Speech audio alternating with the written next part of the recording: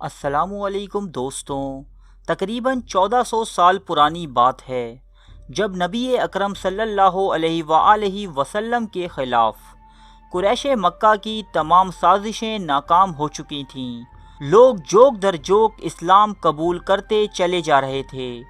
تب قریش کے دو سردار عقبہ بن معیط اور نصر بن حارث یہودی عالموں سے مدد طلب کرنے مدینہ پہنچے۔ علماء یہود نے چیلنج کے طور پر 3 سوالات تجویز کیے اور کہا کہ ایک امی کے لیے ان 3 سوالات کے جواب دینا ناممکن ہے، اور اگر محمد صلی اللہ علیہ وسلم ان 3 سوالات کے جواب دے دیں تو پھر ان کا دعویٰ درست ہے اور تم لوگوں پر محمد صلی اللہ علیہ وسلم کی اطاعت واجب ہے۔ پھر قریش مکہ کی طرف سے وہ 3 سوالات آپ کی خدمت میں پیش کیے گئے، جو کچھ یوں تھے: اس شخص کا حال بیان کیجئے جو مشرق و مغرب تک فتوحات کرتا چلا گیا، یعنی ذوالقرنین۔ ان چند نوجوانوں پر کیا گزری جو کافر بادشاہ کے خوف سے پہاڑ پر چھپ گئے تھے، یعنی اصحاب کہف۔ روح کے متعلق بیان کیجئے۔ ان سوالات کے جواب میں حضور علیہ الصلوۃ والسلام پر سورہ کہف نازل ہوئی، جو آپ نے ان کفار کے سامنے تلاوت فرمائی۔ اے پیغمبر، یہ تم سے ذوالقرنین کا حال دریافت کرتے ہیں، تم کہہ دو میں اس کا کچھ حال تمہیں پڑھ کر کلام الہی میں سنا دیتا ہوں۔ ہم نے اسے زمین میں حکمرانی دی تھی، نیز اس کے لیے ہر طرح کا ساز و سامان مہیا کر دیا تھا۔ تو اس نے ایک مہم کے لیے ساز و سامان کیا، یہاں تک کہ سورج کے ڈوبنے کی جگہ پہنچ گیا۔ وہاں اسے سورج ایسا دکھائی دیا جیسے ایک سیاہ دلدل کی جھیل میں ڈوب جاتا ہے، اور اس کے قریب ایک گروہ کو بھی آباد پایا۔ ہم نے کہا اب یہ لوگ تیرے اختیار میں ہیں، تو چاہے انہیں عذاب میں ڈال، چاہے اچھا سلوک کر کے اپنا بنا لے۔ ذوالقرنین نے کہا، ہم ناانصافی کرنے والے نہیں، جو سرکشی کرے گا اسے ضرور سزا دیں گے، پھر اسے اپنے پروردگار کی طرف لوٹنا ہے، وہ بداعمالوں کو سخت عذاب میں مبتلا کرے گا۔ اس کے بعد اس نے پھر تیاری کی اور مشرق کی طرف نکلا، یہاں تک کہ سورج نکلنے کی آخری حد تک پہنچ گیا۔ اس نے دیکھا سورج ایک گروہ پر نکلتا ہے جس سے ہم نے کوئی آڑ نہیں رکھی ہے۔ اس نے پھر ساز و سامان تیار کیا اور تیسری مہم پر نکلا، یہاں تک کہ 2 پہاڑوں کے درمیان پہنچ گیا۔ اس قوم نے کہا، اے ذوالقرنین، یاجوج اور ماجوج اس ملک میں آ کر لوٹ مار کرتے ہیں، کیا ایسا ہو سکتا ہے کہ آپ ہمارے اور ان کے درمیان ایک روک بنا دیں اور اس غرض سے ہم آپ کے لیے کچھ خراج مقرر کر دیں؟ ذوالقرنین نے کہا، میرے پروردگار نے جو کچھ میرے قبضے میں دے رکھا ہے وہی میرے لیے بہتر ہے، مگر تم اپنی قوت سے میری مدد کرو، میں تمہارے اور یاجوج ماجوج کے درمیان ایک دیوار کھڑی کر دوں گا۔ اس کے بعد اس نے حکم دیا، لوہے کی سلیں میرے لیے مہیا کر دو۔ پھر جب تمام سامان مہیا ہو گیا اور دونوں پہاڑوں کے درمیان دیوار اٹھا کر ان کے برابر بلند کر دی، تو حکم دیا، بھٹیاں سلگاؤ اور اسے دھوکو۔ پھر جب اس قدر دھوکا گیا کہ بالکل آگ کی طرح لال ہو گئی، نہ تو یاجوج ماجوج اس پر چڑھ سکتے تھے، نہ اس میں سرنگ لگا سکتے تھے۔ ذوالقرنین نے کہا، یہ جو کچھ ہوا میرے پروردگار کی مہربانی ہے، جب میرے پروردگار کی فرمائی ہوئی بات ظہور میں آئے گی تو وہ اسے ڈھا کر ریزہ ریزہ کر دے گا، اور میرے پروردگار کی فرمائی ہوئی بات سچ ہے، ٹلنے والی نہیں۔ سورہ کہف آیت 83 سے 98 تک۔ حضور پاک صلی اللہ علیہ وآلہ وسلم کی طرف سے دیے جانے والے تفصیلی جوابات کے باوجود قریش مکہ اپنی ہٹ دھرمی پر قائم رہے اور ذوالقرنین کے احوال کو ایک افسانوی داستان قرار دے کر اپنے دعوے سے مکر گئے، لیکن یہ بات قرآن کہہ رہا تھا اس لیے 100% حقیقت تھی، مگر اسے تاریخی نقطۂ نظر سے بھی ثابت کرنے کی ضرورت تھی۔ ذوالقرنین کون تھے، کہاں سے تھے اور کب تھے؟ یہ وہ سوالات تھے کہ گزشتہ زمانوں میں جن پر بے انتہا بحث ہوئی۔ ابتدائی ادوار میں سکندر اعظم کو ذوالقرنین قرار دیا گیا کیونکہ اس کی سلطنت مشرق اور مغرب میں قائم تھی، لیکن سکندر تو ایک بت پرست اور جابر حکمران تھا، جبکہ قرآن کے مطابق ذوالقرنین ایک موحد اور رحم دل بادشاہ۔ وقت گزرتا رہا اور یہ پہیلی اپنی جگہ قائم رہی، ایک بادشاہ کہ جس کی سلطنت کے آگے سکندر و چنگیز خان کی سلطنتیں بھی ہیچ تھیں، اپنی شان و شوکت کے ساتھ تاریخ کے صفحات میں کہیں گم تھا، یہاں تک کہ جدید دور کے علماء پر یہ راز افشا ہوا کہ ذوالقرنین دراصل ایک نام نہیں بلکہ ایک لقب ہے جو کہ قرآن پاک نے یہودیوں کے جواب میں انہیں دیا۔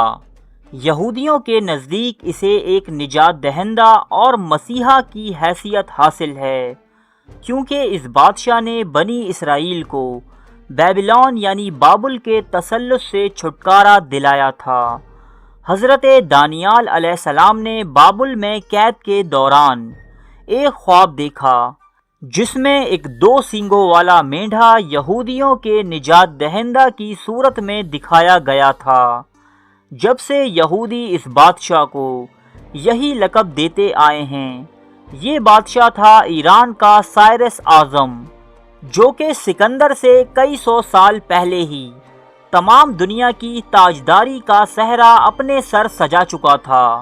آئیے اس کی زندگی پر کچھ روشنی ڈالتے ہیں۔ 7ویں صدی قبل مسیح کے آخر میں 2 بڑی قوتیں ایشیا پر حکمران تھیں۔ ایک تھی میڈیا کی ریاست، جبکہ دوسری بابل یعنی بیبلون تھی۔ اسی دور میں بابل پر ایک نہایت زبردست اور ظالم بادشاہ نبوکت نصر یعنی بخت نصر برسر اقتدار آیا، جس نے تمام دنیا کو اپنا مطیع و تابعدار کر لیا۔ اب اس کی نظریں یہودیوں کے علاقے شام و فلسطین پر پڑیں، جہاں اس زمانے میں یہودی ہر طرح کی بدعمالیوں میں مشغول تھے، یہاں تک کہ اللہ تعالیٰ کے مبعوث کردہ نبیوں کو قتل کرنے تک سے گریز نہ کرتے۔ اس وقت کے نبی حضرت یرمیاء علیہ السلام نے انہیں راہ راست پر لانے کی بہت کوشش کی، مگر وہ نہ مانے۔ آخر بخت نصر ایک عذاب کی طرح ان کے سروں پر نازل ہوا۔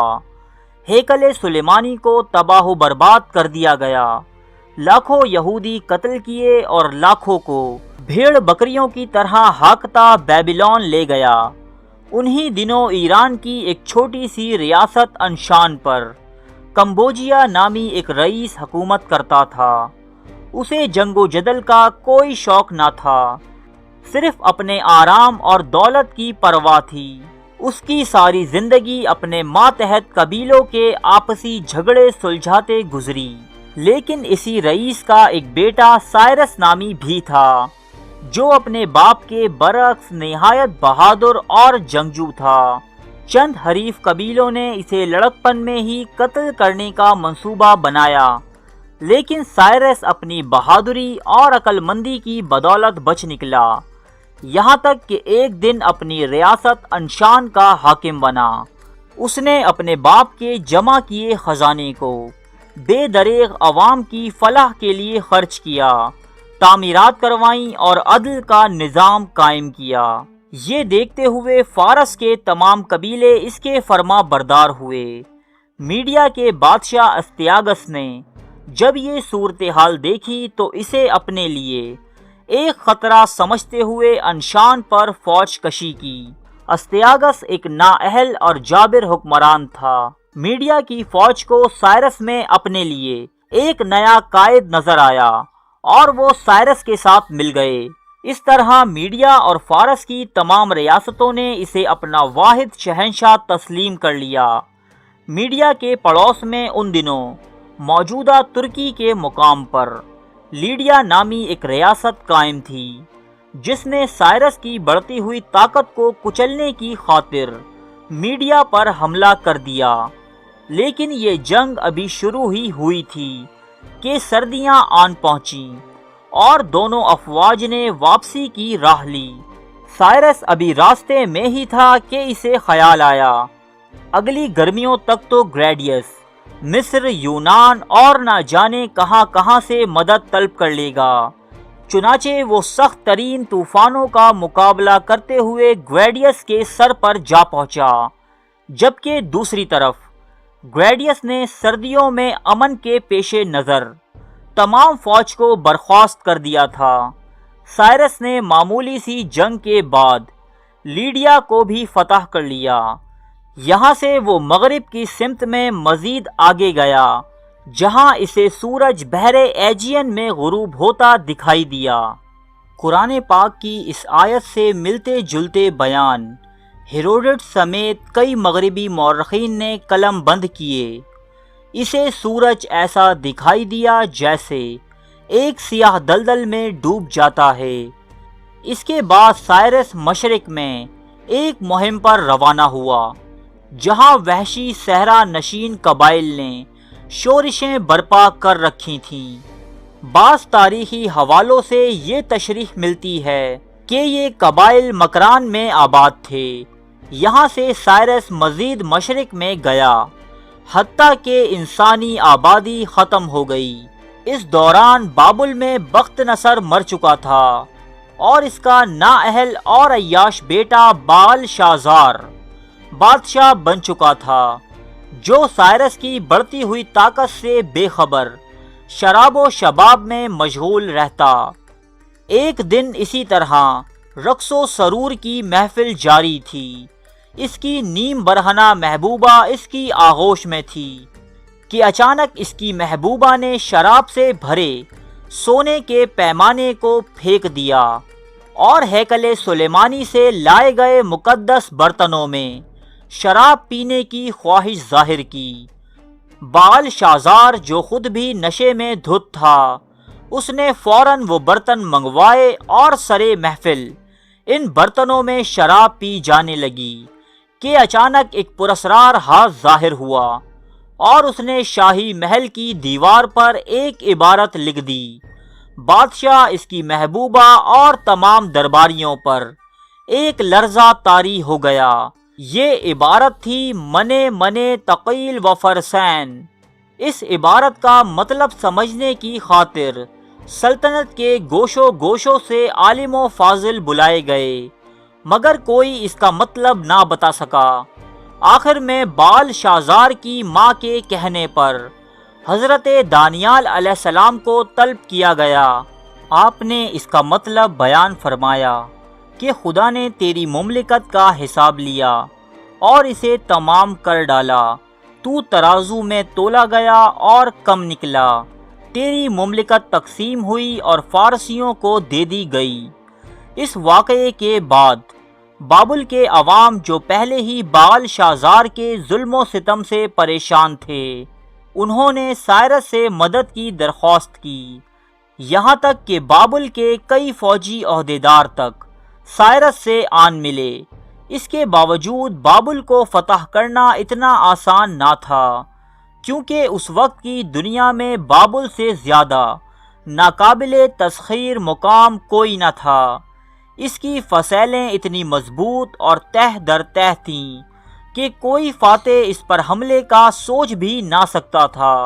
لیکن سائرس نے بڑی ہی اعلیٰ حکمت عملی اختیار کرتے ہوئے نہریں کھود کر دریائے فرات کا رخ موڑ دیا، اور جہاں سے دریائے فرات اس شہر میں داخل ہوتا تھا، وہاں سے اپنی فوج اس شہر میں داخل کر دی۔